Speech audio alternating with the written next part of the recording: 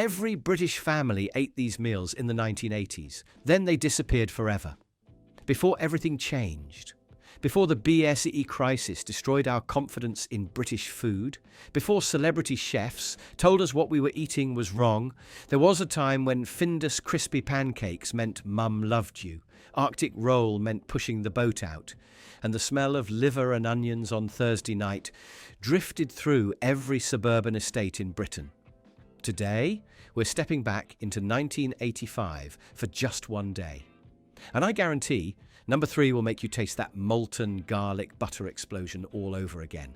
Number 10, Spam fritters from the chip shop. Close your eyes. It's Friday night, 1982. You've got 50 pence in your pocket, and you're standing in the queue at Terry's Chippy. That thick fog of beef dripping and vinegar hits you the moment you push through the door. The fryer's bubbling away at exactly 180 degrees. And there, golden and glistening under the heat lamps, sits a row of Spam fritters. You watch them make it. That distinctive pop and meat fart smell when they opened the tin. We all remember that, don't we? 8 perfect pink slices, each one dipped in beer batter that sizzled and bubbled the second it hit the oil. The result? A crispy, golden shell that shattered under your teeth, revealing that soft, salty, slightly bouncy interior that was somehow both revolting and addictive. 15 pence in 1975. Cheaper than fish, but filling enough to feed a family. Those of us from working-class neighbourhoods knew this was Thursday's tea when Dad got paid on Friday. Served on newspaper, the Daily Mirror usually, with thick-cut chips and mushy peas, so green they glowed. But then came the health warnings: too much salt, too many preservatives, too much spam. By the 90s, admitting you ate Spam fritters was like confessing to a crime. The upwardly mobile families moved on to fresh fish. The chip shops stopped stocking them, and just like that, they vanished. But if you think Spam fritters were controversial, wait until you hear about number 9. Number 9, fray bentos pies. But if you think Spam fritters were controversial, wait until you hear about number 9, fray bentos steak and kidney pie. The pie that came in a tin. Remember the ritual? That robust can opener, and it had to be robust, grinding around the rim. The scrape of metal on metal, then lifting that lid to reveal raw puff pastry sitting on top of dark, mysterious meat filling. 25 minutes at 425 degrees Fahrenheit, not a degree less, or the pastry wouldn't rise properly. Those 64 layers of pastry, hand-placed by experts according to the adverts, would slowly transform, rising, browning, and then that moment. That exact moment when you cut through the crust and a flood of thick dark gravy erupted like a meaty volcano. Let's be honest though, half the time it was so hot it welded itself to the roof of your mouth, and finding actual pieces of kidney was like winning the lottery. But there was something about that tin. Something about the drama of it all. Students lived on them, single men swore by them, and every household had at least 2 in the cupboard for emergencies. Modern versions, they're nothing like what we remember. Tiny specks of meat swimming in gloopy sauce. The magic's gone, which connects perfectly to our number 8, which took convenience food to an entirely different level. Number 8, Angel Delight. The dessert that felt like actual magic. Butterscotch. It had to be butterscotch. That distinctive packet with the angel on it. The powder that looked like nothing special until. Pour 300 millilitres of chilled milk into a bowl. You can hear your mum's voice, can't you? Add Angel Delight and whisk until light and creamy. Leave to thicken for 5 minutes. 5 minutes, the longest 5 minutes of your childhood. Watching that beige powder transform into clouds of chemical fluffiness. That first spoonful, sweet, artificial, utterly perfect. The way it coated your tongue with that butterscotch film that no amount of water could wash away. In 2015, The Food Network named it Britain's favourite childhood dish. But here's what they didn't mention: the shame. Remember bringing friends round for tea and your mum serving Angel Delight in ready-made pastry cases covered in hundreds and thousands? The middle-class kids with their homemade trifles looking at you with barely concealed horror. One teacher in 1978 received this complaint from a parent: "Me mum says you're supposed to teach us cooking, not opening packets." But that was the point, wasn't it? Angel Delight democratized dessert. Every mum could make it. Every kid could help. If left overnight, though, it separated into brown liquid and foam. A metaphor, perhaps, for what was about to happen to British food culture. Speaking of foam and sophistication. Number 7, vol au vents, or as your dad called them fancy French things. The height of sophistication. You're at a dinner party, not tea, not supper, a dinner party. The hostess emerges from the kitchen carrying a tray of golden puff pastry cases, each one cradling a creamy filling of chicken and mushroom in white sauce. That first bite, the shatter of buttery pastry, then the warm, creamy centre oozing onto your tongue, the slight stringiness of the mushrooms, the hint of sherry that made it adult. These weren't just food, they were theatre. Findus had Orson Welles, yes, Orson bloody Welles, narrating their TV adverts. His deep voice intoning about elegant appetizers, while housewives across Britain tried to pronounce vol au vent without sounding like Del Boy. We all tried to make them from scratch at least once, didn't we? The frozen just roll pastry that never quite puffed properly. The filling that was either too runny or like wallpaper paste. The ones from Marks and Spencer that cost a week's housekeeping but guaranteed you'd look sophisticated. By the 90s, they seemed naff, too rich, too French, trying too hard. Now you see them at retro parties filled with wild mushroom and truffle oil, missing the entire point. They weren't about the food, they were about the aspiration. But here's where it gets personal for everyone who lived through this. Number 6, Arctic roll. You knew Mum was pushing the boat out when the Arctic roll appeared. Sunday lunch.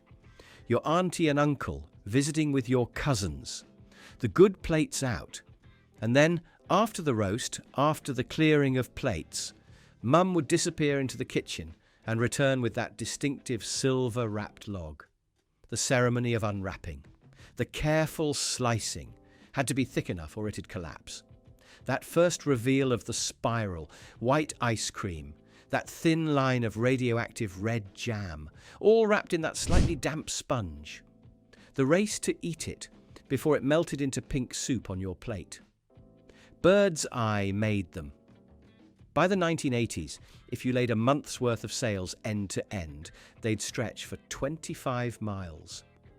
Every school dinner lady in Britain had a technique for slicing them. Every birthday party had one. Remember the adverts? That jingle? It's the roll with the hole. When Bird's Eye stopped making them in 1997, grown adults genuinely mourned. The newspapers ran actual obituaries. Death of a British icon, the Daily Mail called it. Sales surged 143% when they brought them back in 2023. But we're not eating ice cream and sponge, are we? We're eating our childhoods. Which brings us to the meal that defined an entire social class. Number 5, Black Forest gateau from the freezer cabinet. Close your eyes, it's 1978, the doorbell's about to ring. On the sideboard sits a Sara Lee Black Forest gateau defrosting. You've been watching it for the last hour because, and this is crucial, the difference between still frozen and completely collapsed was approximately 10 minutes. Those layers, chocolate sponge so dark it was almost black. Whipped cream that was more air than dairy. Morello cherries that tasted nothing like actual cherries.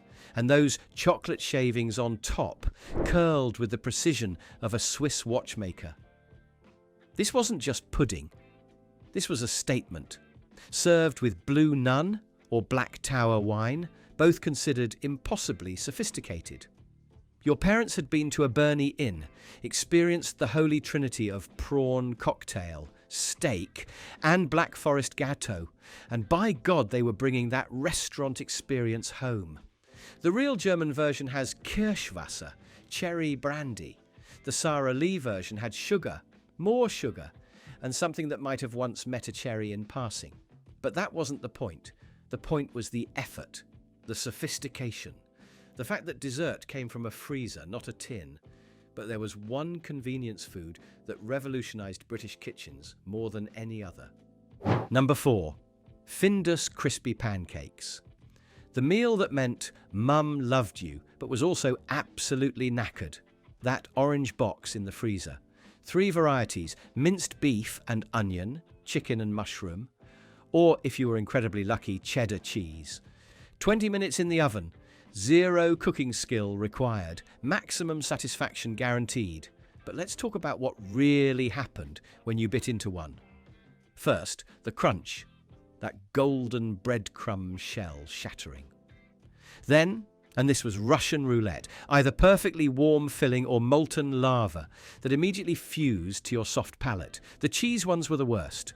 Or best, depending on your pain threshold. The adverts. Pancakes, crispy pancakes, it's a Findus pancake day. That breathless narrator. Later, Geoffrey Palmer trying to make them sound posh. Then by the mid-80s, supposedly devoted customers with shrines of empty boxes covering their walls.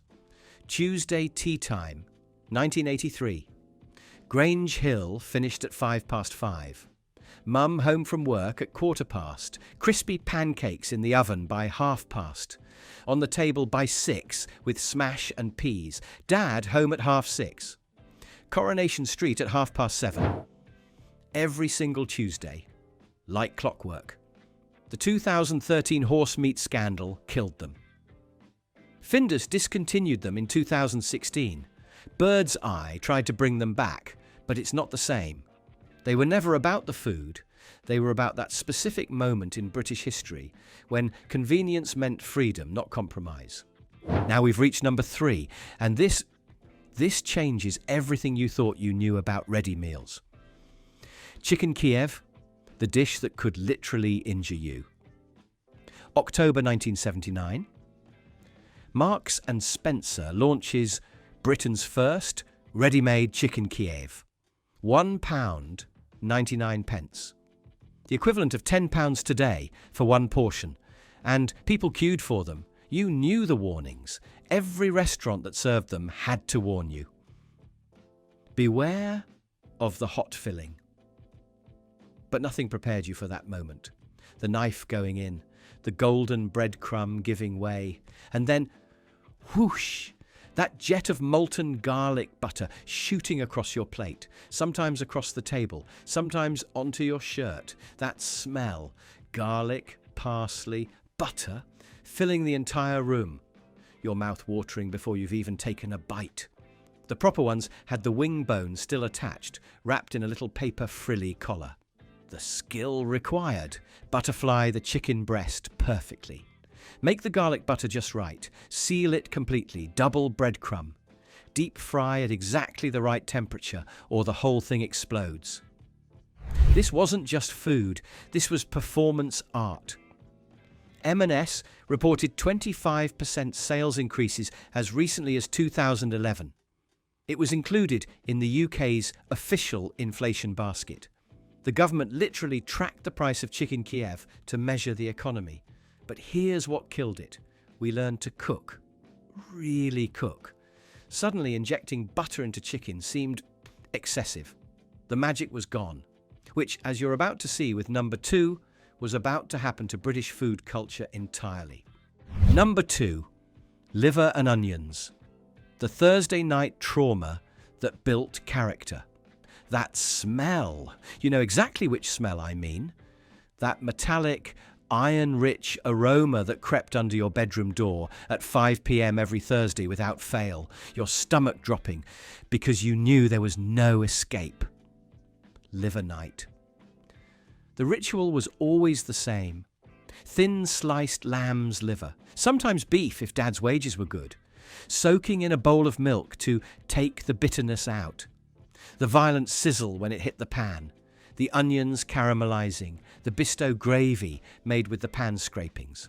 Here's the thing, you either loved it or you've spent 40 years in therapy because of it. No middle ground existed.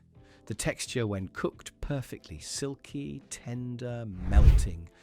Overcooked by even 30 seconds, leather, grainy, like eating a pan scourer, 1 shilling per pound in 1975. The cheapest protein available. Parents convinced it was good for the blood. Building iron levels, making you strong. We were basically Victorian children eating organ meat for our health. Then came 1986, BSE, mad cow disease. Overnight, offal went from economical to terrifying. 178 people died. The government banned beef on the bone. And liver? Liver became the symbol of everything wrong with British farming. We never recovered. An entire generation swore they'd never serve their children the Thursday night torture they'd endured. Which brings us to number 1, the starter that defined an entire era. Number 1, prawn cocktail drowning in Marie Rose sauce. Every single restaurant, every dinner party, every special occasion from 1964 to 1989. Prawn cocktail. The glass, it had to be the right glass. Wide-mouthed, shredded iceberg lettuce as a bed. The sauce, equal parts Hellmann's mayonnaise and Heinz ketchup. Not salad cream, not any ketchup. Hellmann's and Heinz. Worcestershire sauce. Tabasco if you were adventurous. The prawns, frozen, defrosted, arranged over the rim like pink question marks. The lemon wedge, the sprig of parsley. This was it. This was sophistication. You'd made it. You were at a Burney Inn or a brewer's fair, or hosting a dinner party with matching napkins. Fanny Craddock claimed she invented Marie Rose sauce. So did everyone else.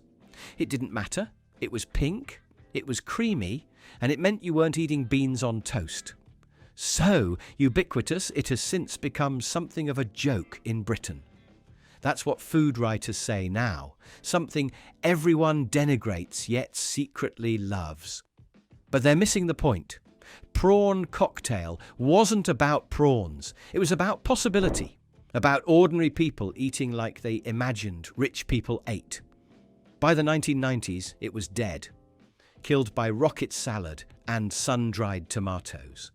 But sometimes at Christmas, when nobody's looking, we still make it. And for just a moment, it's 1985 again. These 10 meals didn't just vanish. They were erased by progress, by health scares, by sophistication. The BSE crisis, celebrity chefs, globalization. But they're still there, aren't they?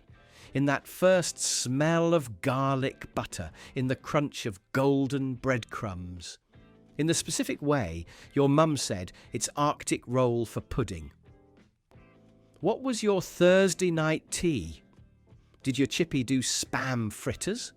Could you get the timing right on a Sara Lee Black Forest gateau? Share your food memories below. Because these weren't just meals. They were who we were before everything changed forever.